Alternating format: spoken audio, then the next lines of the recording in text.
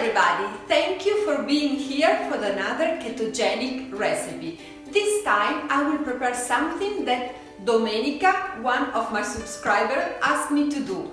It's pizza. It's not really pizza, as you all know, because we cannot eat it anymore, but it's made with cauliflower. It's really well known. I did my own version. You will find so many versions, but I did some tests with the family and friends, and this is the winner. So keep watching and I hope you will like it too.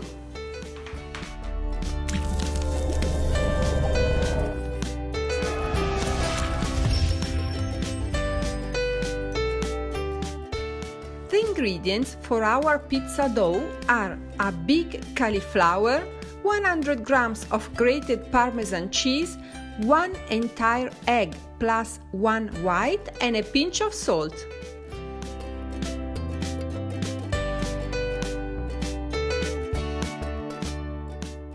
Let's start by cutting out all the parts of our cauliflower that we don't need. It's very important for this recipe that you choose only the top part of the florets, so put the rest aside and use it for another preparation. It will be very tasty if you cut it, boil it and then cook it in olive oil with some garlic. So you will have your pizza plus a great side dish for your next meal.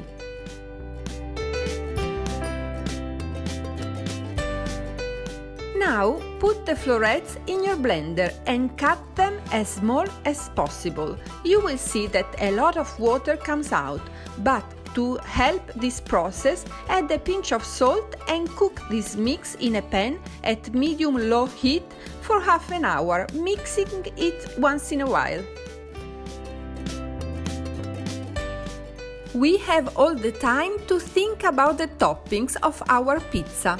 I like a very classic and easy one, but feel free to get creative and to prepare your favorite pizza. But let's start with the ingredients.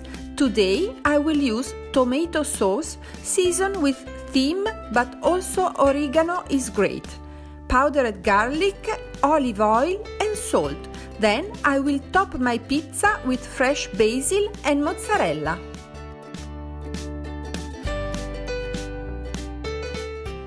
Now the fun and a little weird part of this recipe, that is squeezing out all the water from your cauliflower. You will need a very clean dishcloth or a big napkin, possibly white, where you can put the wet veggie and wait until it cools down.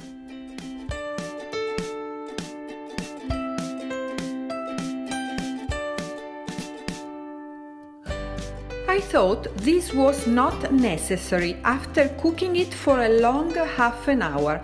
I thought it could be enough to dry it, and I was scared about doing a mess, but I was completely wrong.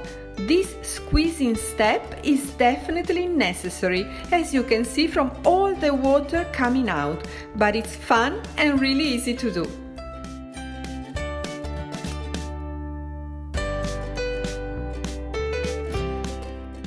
Having a dry pizza with a crunchy crust is our goal, so keep squeezing as strong as possible. I remind you that you can prepare the same exact recipe also with zucchini. In that case, your dough will be a little green but equally delicious.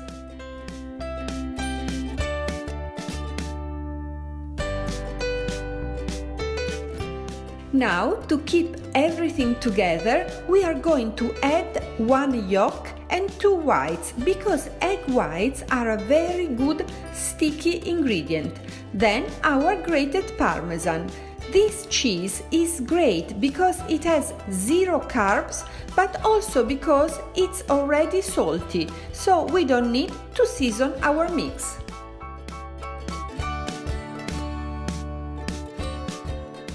When everything looks perfect, it's time to put your dough in a plate that can be heated, but always cover it with oven paper and remember to cut out the extra paper like I'm doing, because it can burn. Today I decided to give my pizza a traditional round shape, but on Valentine's Day I prepared an heart-shaped one and it was really cute. If you need a huge pizza, the best thing is definitely to make a rectangular one directly on the oven tray, always covered with paper of course, because the pizza is never enough.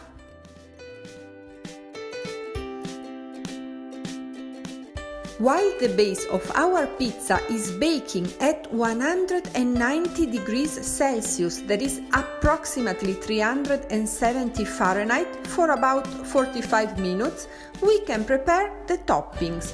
Let's start by seasoning our tomato sauce with olive oil, salt, powdered garlic and thyme or oregano as you prefer.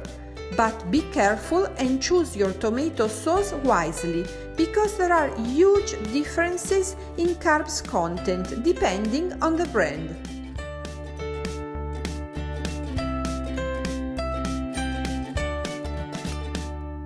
Now it's time for another famous and delicious topping, mozzarella cheese. As you can see, I use little ones and I cut them in even smaller pieces because they are easier to dry with kitchen paper, like I'm doing in this video. In Italy, we can buy in every supermarket a very dry and hard mozzarella that is specific for pizzas. But I didn't find it in Stockholm, so I'm using these cute mini mozzarellas, and I'm sure that they will be yummy too. It's time to check our pizza because, as you know, in the kitchen time flies. I highly recommend you to keep an eye on your baking dough because ovens are a little different, so maybe you need some more minutes or a little less. But here you can see how the base of your pizza is supposed to look. Yes, it's time to flip your pizza and to throw away the baking paper. Don't be scared because it's really easy, so much easier than flipping a frittata, and you can do it.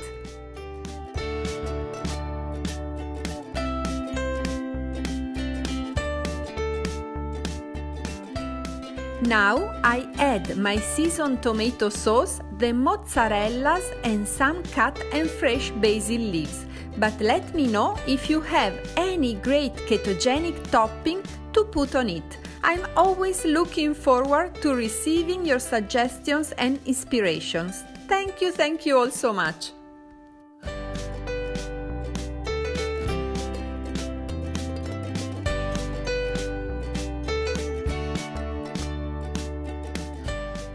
Our pizza is ready to go back into the oven for 10 more minutes.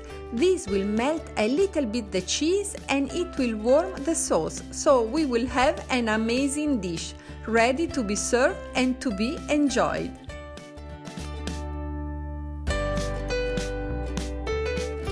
Slow motion is needed to watch this perfect pizza that doesn't look at all made with cauliflower. I hope you will like it too.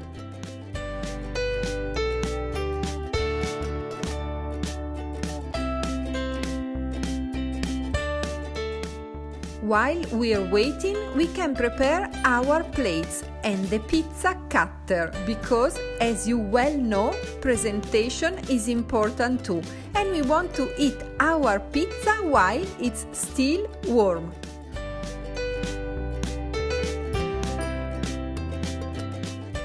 Our pizza is ready and it looks and smells amazing. I already know that I was supposed to cook a bigger one, and next time I will definitely prepare the rectangular and huge pizza.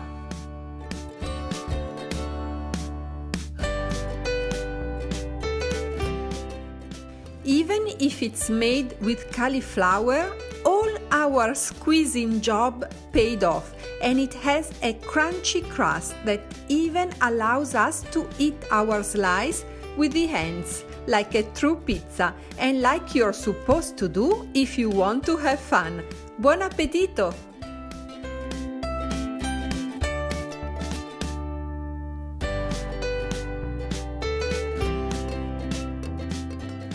really hope you like today's recipe and you will consider subscribing to my channel. See you here with a ketogenic video in English every Monday, but also with the same video in Spanish on Wednesday and in Italian on Friday.